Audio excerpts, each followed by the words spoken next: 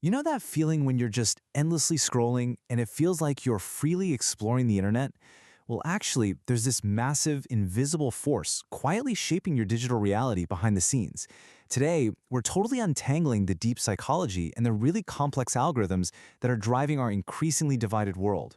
Honestly, whether you spend 10 minutes a day online or, 10 hours, this explainer is going to show you exactly how your social media feeds are being engineered. So picture this for a second. Imagine a little animated stickman. Let's make him our main character for today. He's just walking happily along this digital highway, right?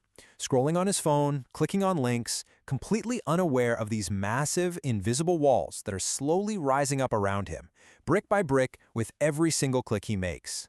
It really makes you ask the question, are you trapped in a digital bubble right now? Because honestly, the trickiest part of this whole phenomenon is that if you were inside one, the system is literally designed so that you wouldn't even know it. Okay, let's dive into this by defining what we're actually talking about. The phrase echo chamber actually started out as an acoustic metaphor. Think of a physical recording space, like the famous Capitol Studios, where sound waves bounce off the walls and just repeat themselves, amplifying the original noise until it's literally all you can hear. But today, it's evolved into the absolute perfect description of our social media feeds. It's an environment where you only encounter beliefs that amplify your pre-existing views. You're existing inside this closed system, totally insulated from any rebuttal or opposing evidence. Your own opinions are just continually echoed right back at you. Now, there are actually two ways these digital walls get built, and it's a pretty crucial distinction. First, we have legal scholar Cass Sunstein's concept of the echo chamber. Now, this one is driven by human choice. It's active. It's the self-selected exclusion of opposing viewpoints. Think about when you actively block, mute, or unfriend someone you disagree with. You did that. But in contrast, we have Eli Pariser's concept of filter bubbles.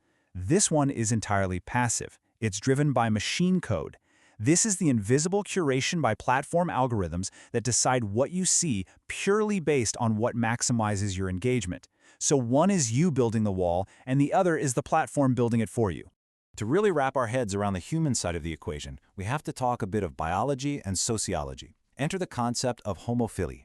This is just the deeply ingrained tendency of us human beings to form tightly connected groups with highly similar people. It's basically the fancy scientific version of the old saying, birds of a feather flock together. If you bring back our animated stickman in your mind, he is naturally, almost instinctively, going to gravitate toward a group of identically colored stickmen. It feels safe, it's comfortable, and it just reduces friction in our day-to-day social lives. So, let's break down this idea of reinforcement theory step by step because it shows exactly how our brains act like these heavy shields against psychological discomfort. Step 1 is selective exposure.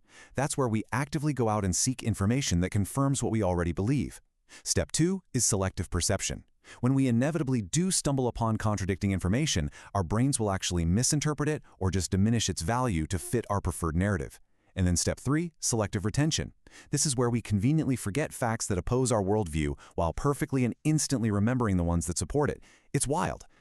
But why do we do this? Why is the human brain working overtime to filter reality?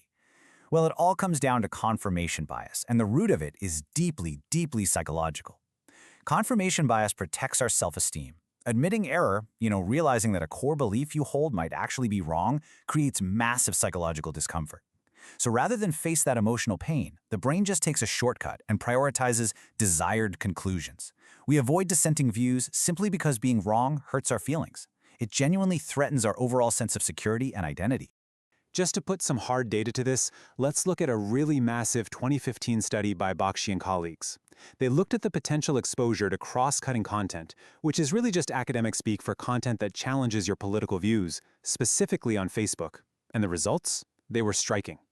Liberals only had a 24% potential exposure to opposing views in their feeds, and conservatives had a 35% potential exposure.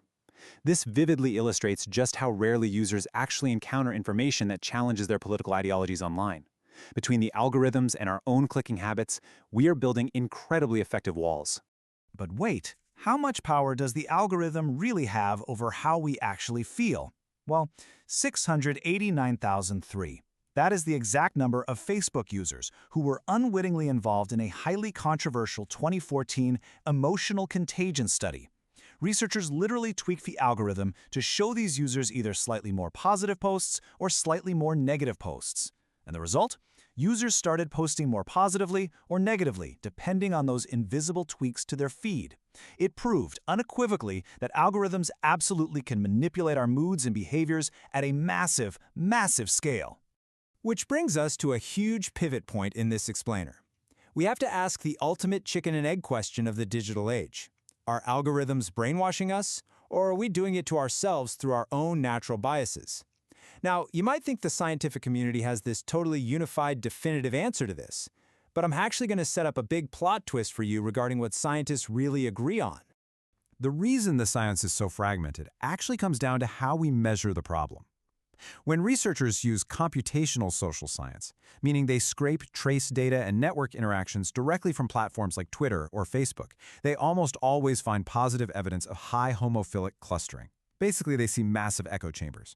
But when researchers use user surveys, looking at the self-reported overall media diets of everyday people, the findings are entirely different. They're often negative or mixed.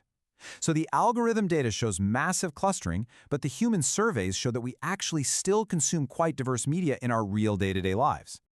To really highlight that human survey side, let me throw this surprising statistic at you from a major study by researchers Dubois and Blank, 8%.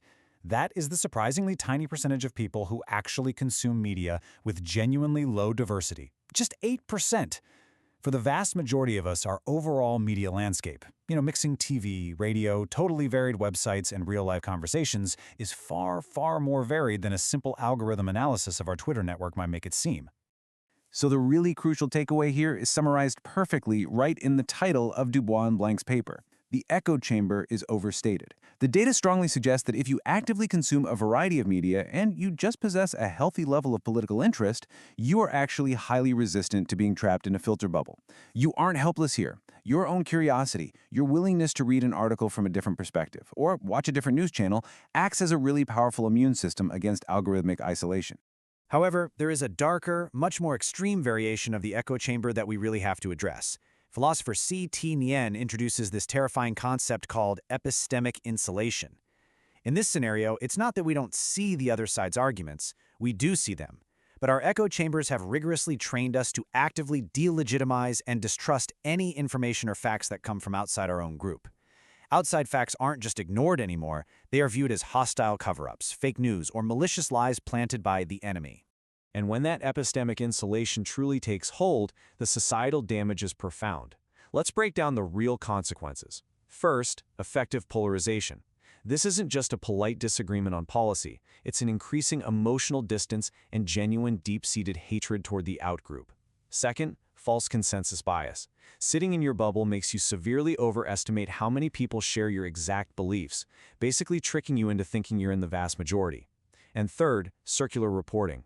This is where false information gets artificially amplified because multiple echo chamber outlets are repeating the exact same single unverified source, making a total rumor look like established fact. So, we've covered a massive amount of ground today, right? Everything from the psychology of stickmen clustering together to the invisible machine code actively shaping our realities. But I want to conclude by turning the lens right back on you. If our brains naturally want to hide from discomfort, and if being completely insulated trains us to view outside facts as a hostile cover-up, well, how do you evaluate your own media diet? Are you actively seeking out diverse voices, or are you comfortably sitting inside an invisible bubble? I challenge you to burst that bubble today by reading just one thing you fundamentally disagree with. Thank you so much for joining me for this explainer. Stay curious, and I'll catch you next time.